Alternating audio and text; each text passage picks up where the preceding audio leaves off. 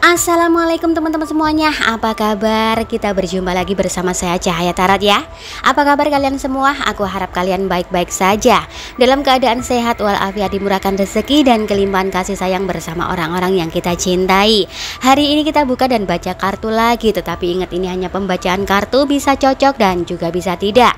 Ambil aja yang positif, yang negatif kita buat antisipasi saja dan berbijaklah dalam menonton video tarot. Dan aku ucapkan terima kasih banyak sebelumnya ya buat subscriber tercintaku, like dan juga komentar untuk yang selalu memberikan komentar positif. Semoga saja hal-hal positif yang selalu ada dalam kehidupan kita. Semua komentar dari teman-teman aku baca ya, tetapi mohon maaf jika aku tidak bisa membalas satu persatu komentar dari teman-teman semuanya dan mohon dimaklumin saja. Oke, langsung aja untuk mempersingkat waktu, karena hari ini aku sudah menarik sebuah energi. Dan energi yang ketarik adalah energi dari seseorang yang berdealing sama kamu. Perasaan dia saat ini seperti apa?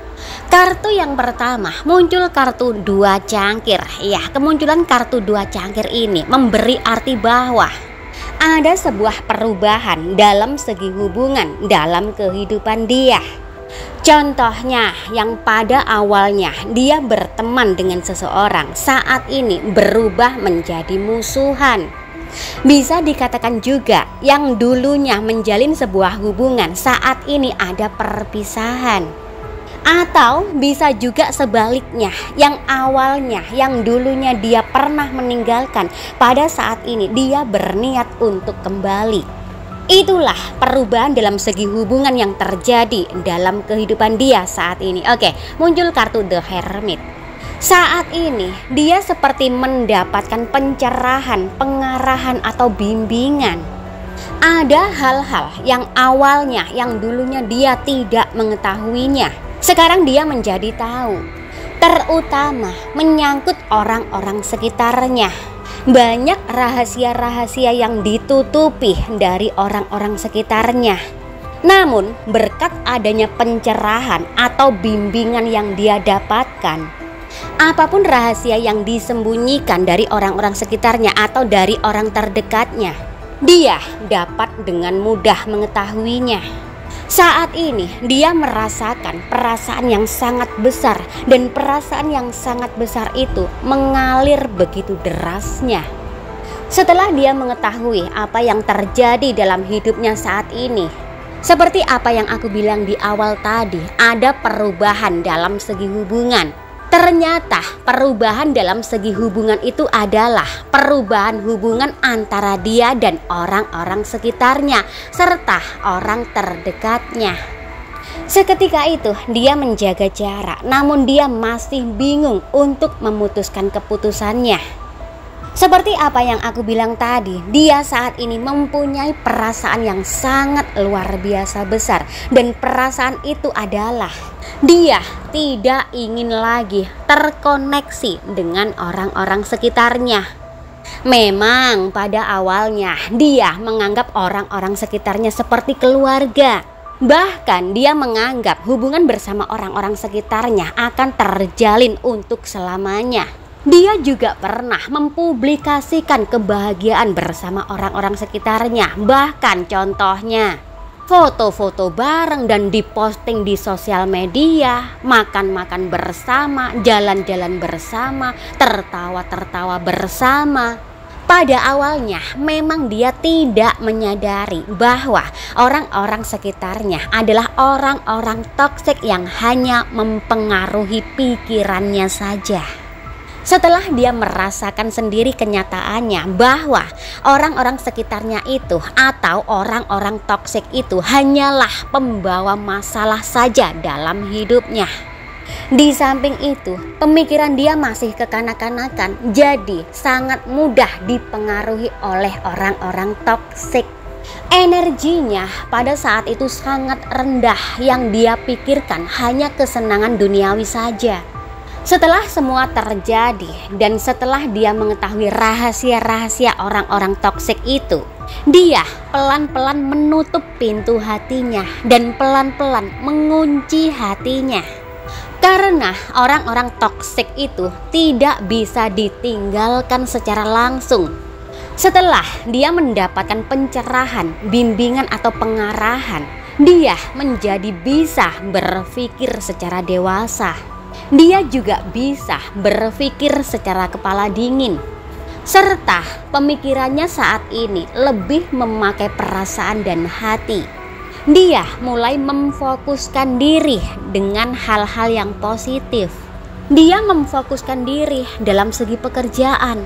Dia pingin mengembalikan harga dirinya dan dia pingin mengembalikan kepercayaan dirinya dengan cara meningkatkan finansial atau keuangan dia. Tentang perasaan dia memang tidak bisa dibohongin lagi. Terlihat di dalam gambar kartu yang muncul ini ada seseorang yang diikat, ditutup matanya dan dikelilingi beberapa pedang. Memang benar, perasaan dia memang tidak bisa dibohongin lagi bahwa perasaan dia sakit, tertekan, terbelenggu dan terjepit oleh keadaan. Semua disebabkan oleh orang-orang toksik yang pernah menghasutnya. Wis toh manuto aku penak-penak. Piye toki? Oke, kita lanjut. Kartu yang muncul ini mengartikan bahwa dalam segi asmara dia seperti agak mengesampingkan. Dia hanya fokus untuk mengembalikan kepercayaan dirinya dengan cara fokus bekerja. Walaupun kenyataannya dalam segi asmara dia menyimpan perasaan cinta yang terpendam. Wah, piye toki? Parah. Dia masih menahan perasaan cinta yang terpendam itu. Rasa cinta yang terpendam dalam hatinya menimbulkan rasa kerinduan yang menggebu-gebu. Wah. Namun dia tetap berusaha diam dan menahan. Sebelum dia bisa mengembalikan kepercayaan dirinya, dia tetap berusaha untuk menahannya.